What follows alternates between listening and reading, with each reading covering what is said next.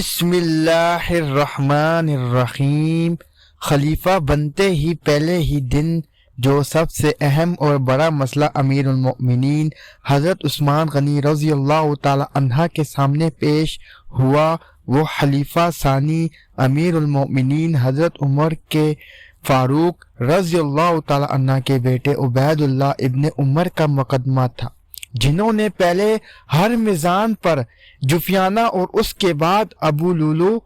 کی بیٹی کو قتل کر دیا تھا۔ دراصل یہ ٹھہرے قتل کا مقدمہ تھا، جو کہ مسلمانوں کے لیے بڑی سخت آزمائش تھا۔ ان تینوں کے قتل کا واقعہ کچھ یوں ہے کہ جب ابو لولو معلون نے حضرت عمر فاروق رضی اللہ تعالی عنہ کو خنجر کے وار کر کے شدید زخمی کر دیا اور پکڑے جانے کے خوف سے خود اپنی جان بھی اسی خنجر سے لے لی، تو حضرت عمر فاروق رضی اللہ تعالی عنہ کو زخمی حالت میں ایک مکان میں منتقل کر دیا گیا، جہاں آپ زخموں کی تاب نہ لاتے ہوئے تیسرے دن اپنے مالک حقیقی سے جا ملے۔ اسی دوران کچھ لوگوں نے بیان کیا کہ کچھ دن پہلے انہوں نے ابو لولو ہر میزان جو کہ مسلمان تھا اور ابو حفیانہ جو کہ عیسائی تھا اور ایک جگہ بیٹھے گفتگو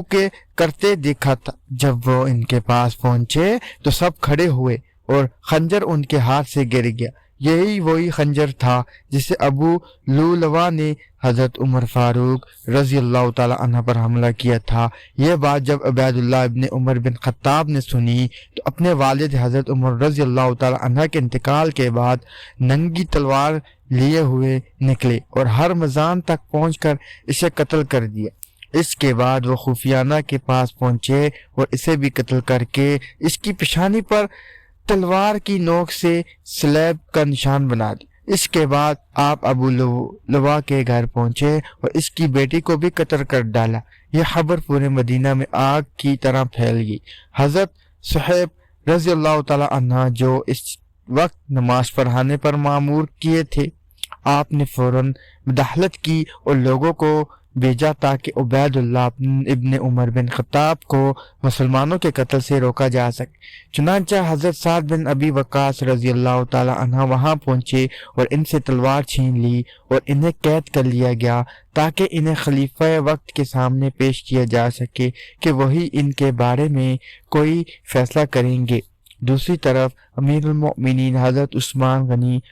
رضی اللہ تعالی عنہ اور صحابہ کرام بمشمول امیر المؤمنین حضرت علی رضی اللہ تعالی عنہ بیعت کے معاملے میں مصروف تھے۔ جیسے ہی حضرت عثمان غنی رضی اللہ تعالی عنہ نے بیعت کے معاملے سے فرصت پائی تو ان صحابہ کرام کو اپنے پاس مشاورت کے لیے بلا لیا، اور جو عبید اللہ بن عمر کے اس عمل پر بات کرنے آئے تھے، در حقیقت مشاورت اس بات کے لیے تھی کہ عبید اللہ ابن عمر بن خطاب نے خود ہی انتقام لیا، اور وہ بھی بلا دلیل۔ انہوں نے ناحق ایک مسلمان اور 2 زخمیوں کا خون بہایا ہے، اور اب یہ قاتل کی لائن میں کھڑے ہیں، اور اب ان کے متعلق کیا فیصلہ کیا جائے؟ دوستو، یہاں جید صحابہ کرام رضی اللہ عنہ 2 حصوں میں تقسیم ہو گئے تھے، اور دونوں طبقوں نے امیر المؤمنین کے سامنے اپنی رائے رکھ دی تھی۔ فقہاء اور اہل بصیرت نے کی، جن میں امیر المؤمنین حضرت علی رضی اللہ عنہ بھی شامل تھے۔ حضرت عمر رضی اللہ تعالی عنہ کے بیٹے قصاص لینے کا خیال ظاہر کیا، اسی لیے کہ انہوں نے کھلے طور پر اللہ کے ٹھہرے ہوئے حدود سے تجاوز کیا تھا۔ دوسری جماعت، جس میں کہ صحابہ کرام رضی اللہ عنہ کی ایک کثیر تعداد شامل تھی، انہوں نے یہ کہہ کر رائے دی کہ کل عمر رضی اللہ تعالی عنہ کو شہید کیا گیا تھا، تو آج کیا ان کے بیٹے کو قصاص میں مار دیا جائے؟ یہاں حضرت عمر بن العاص رضی اللہ عنہ نے حضرت عثمان غنی رضی اللہ عنہ نے رائے دی کہ اللہ نے آپ کو اس قضیہ سے بچا لیا، جو کچھ ہونا تھا ہو چکا، آپ اس میں مداخلت نہ کیجیے۔ الغرض یہ ایک انتہائی اہم اور حساس نوعیت کا معاملہ تھا جس پر خلیفہ وقت کو فیصلہ کرنا تھا۔ حضرت عثمان غنی رضی اللہ عنہ تعالی عنہ نے سب کی رائے لینے کے بعد جو فیصلہ کیا تاریخ دانوں کا اس پر اتفاق نظر نہیں آتا، کیونکہ بعضوں کا کہنا ہے کہ آپ نے امیر المؤمنین حضرت علی رضی اللہ تعالیٰ عنہ کی رائے کے موافق فیصلہ فرمایا اور قصاص کا حکم دیتے ہوئے عبید اللہ ابن عمر بن خطاب کو ہرمزان کے لڑکے کے حوالے کر دیا تھا کہ وہ ان سے اپنے باپ کے خون کا بدلہ لے لے، لیکن اس کے برعکس کثیر مورخین کا کہنا ہے کہ حضرت عثمان غنی رضی اللہ تعالی عنہ نے یہ فیصلہ کیا تھا، یعنی آپ نے حکم فرمایا میں ہرمزان اور دوسرے مقتولین کا ولی ہوں اور میں قاتل یعنی عبید اللہ ابن عمر کو معاف کرتا ہوں اور بیت المال میں رکھے ہوئے اپنے مال سے خون بہادہ کرتا ہوں۔ متحقین کہتے ہیں حضرت عثمان غنی رضی اللہ تعالی عنہ کی طبیعت کے پیش نظر یہی حال ان کی سیرت سے میل کھاتا ہے، کیونکہ وہ نہیں چاہتے تھے کہ ان کی خلافت کا آغاز ایک قریش نوجوان یعنی خلیفہ ثانی حضرت عمر فاروق رضی اللہ تعالی عنہ کے بیٹے کے خون سے ہو، لیکن دوسری طرف وہ ایک مسلمان اور دو ذمیوں کے خون سے بھی چشم پوشی نہیں کر سکتے تھے، اسی لیے انہوں نے ایک طرف تو عبید اللہ ابن عمر کو قتل ہونے سے بچا لیا اور دوسری طرف اپنے مال سے متقولین کو معاوضہ بھی ادا کر کے خوش کر دیا۔ اگرچہ یہ فیصلہ آپ کے مدبرانہ سیاسی نقطہ نظر کی عکاسی کرتا ہے، کیونکہ آپ کے اس کے فیصلے کی وجہ سے نہ صرف خاندان فاروق اعظم بلکہ قبیلہ فاروق اعظم بنو عدی کی دلی تسلی ہوئی، بلکہ وہ خلیفہ وقت کے ساتھ بڑے جڑے رہے، مگر مسلمانوں کی ایک جماعت حضرت عثمان غنی رضی اللہ تعالیٰ عنہ کے اس فیصلے سے ناخوش تھی، اور اسی جماعت میں امیر المؤمنین حضرت علی رضی اللہ تعالیٰ عنہ بھی تھے۔ یہ بھی کہا جاتا ہے کہ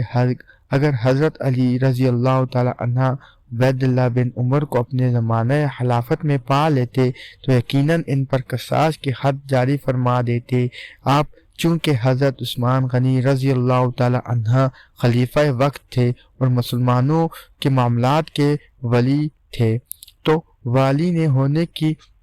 حیثیت سے آپ کو یہ حق حاصل تھا کہ آپ معاف فرما دیتے، جو آپ نے بخوبی کیا اور اپنے مال سے دیت ادا کر کے معاملہ رفع دفع کر دیا۔ بہرحال حضرت عثمان غنی رضی اللہ تعالی عنہ نے خلاف کا استقبال جس سیاسی ملک سے کیا، اس میں آپ کی تصویر ایک ایسے شخص کی تصویر نظر آتی ہے جو رحم دل اور نرم طبیعت کا ہے، صلح پسند ہے اور دلوں میں بیٹھے ہوئے دشمنی کے جذبات سے بچنا چاہتا ہے، خصوصاً بخش کے وہ جذبات جو ممتاز مہاجرین اور ان کی اولاد کے دلوں میں پنہاں تھے۔ اس سیاست کا لازمی نتیجہ یہ ہونا تھا کہ کچھ لوگ خوش ہوں اور کچھ ناراض ہوں۔ یہی وجہ تھی کہ حضرت عثمان غنی رضی اللہ تعالی عنہ کی خلافت کا آغاز ایک ایسے ماحول میں ہوا جو شکوک اور اختلافات سے گھرا ہوا تھا۔ اگر حضرت عثمان غنی رضی اللہ تعالی عنہ کی جگہ حضرت عمر رضی اللہ تعالی عنہ ہوتے